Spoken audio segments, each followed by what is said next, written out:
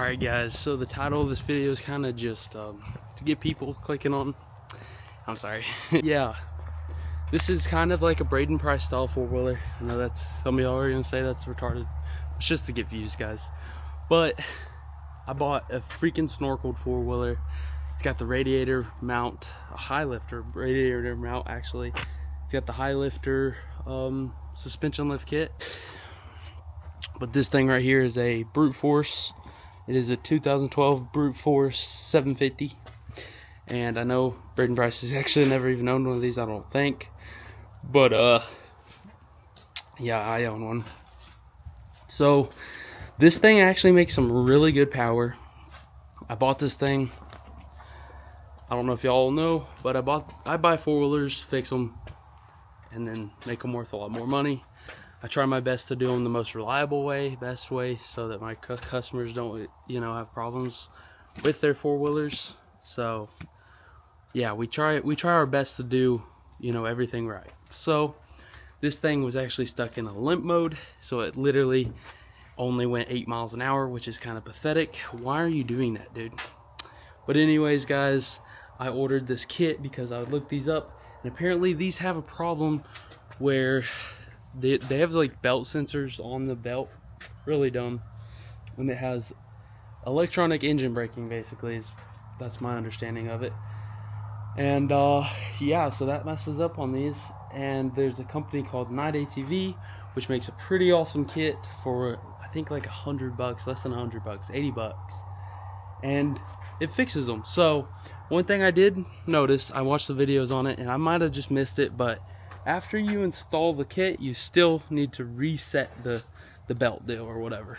So after you install the Night ATV kit, make sure you reset your belt sensor stuff, because I was like, why is it still stuck in night mode? I mean, what? Why is it still stuck in limp mode? I just installed it. I was getting so worried.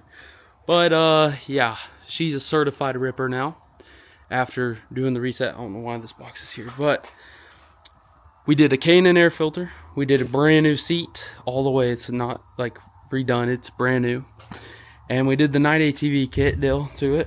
And now she's ready to freaking roll. You can see I got a Night ATV sticker. And then we got the delete for the engine braking. And then I got this stuff here. It came with the kit. Delete for the sensor.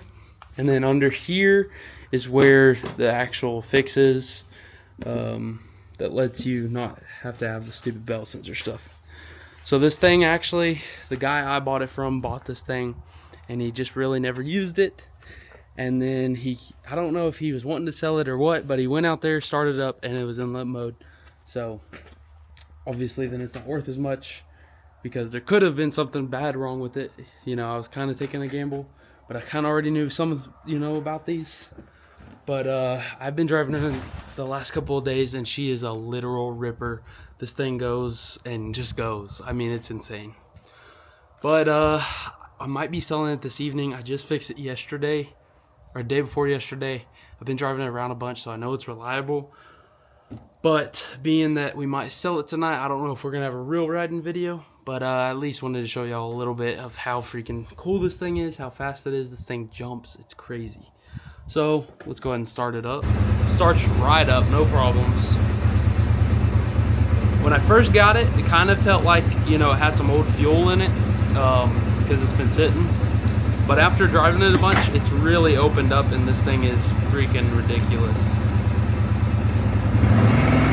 She does have 30s on it, which I'm not a big fan of. It also has power steering. So.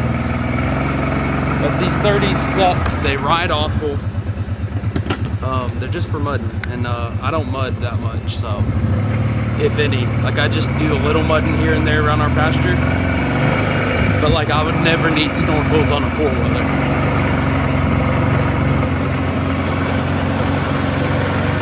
Alright, let's point the camera the other way.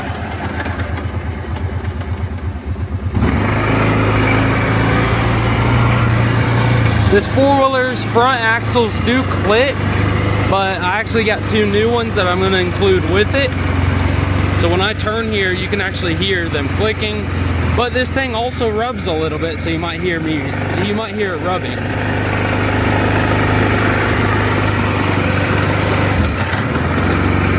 tires though are so massive that it just kind of, I don't know, it just floats everywhere. It's so weird. But I say let's do a couple of pulls, just little small pulls.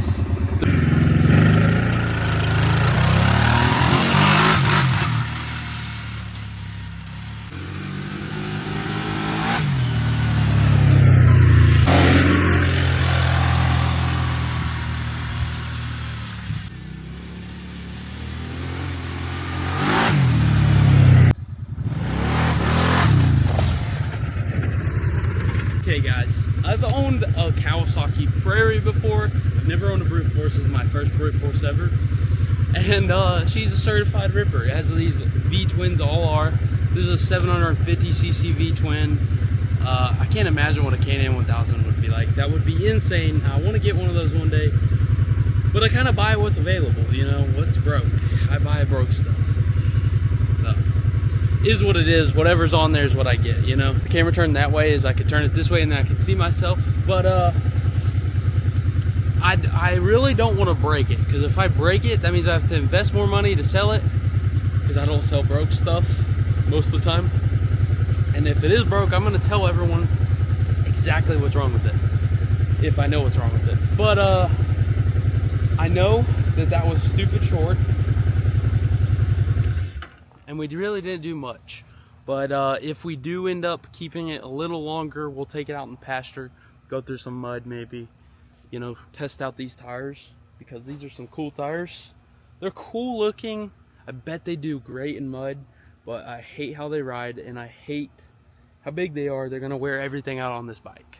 I told the guy whenever I bought this thing, I was like, dude, this is cool looking, you know, it might do great in the mud, but to me, this just breaks my heart, because like, it could be such a cool ripper, such a cool freaking farm rig if it had small tires and wheels, no snorkel crap.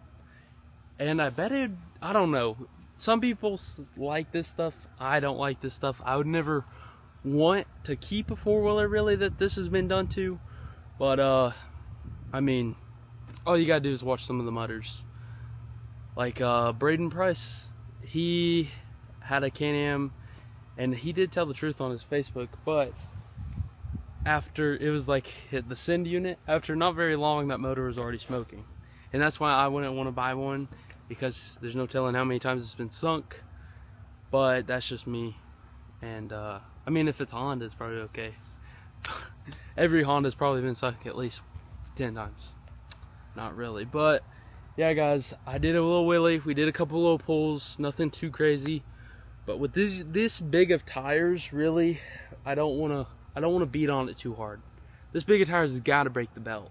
Something's got to give out when you have 30s on something that's supposed to have 25s. You know what I mean? I think these come stock with 25s. It says on the tire, not for highway use. Yep, I wouldn't think so, going down like that. Yeah, that would be crazy. But I hope y'all enjoyed this little video. It wasn't very long, but like I said, I wanted to get a video in showing y'all this thing because it's pretty dang cool. We'll do a little, we'll spin the tires out on the rocks to end this video. But yeah, I just don't want to break it because we're going to be selling it tonight possibly.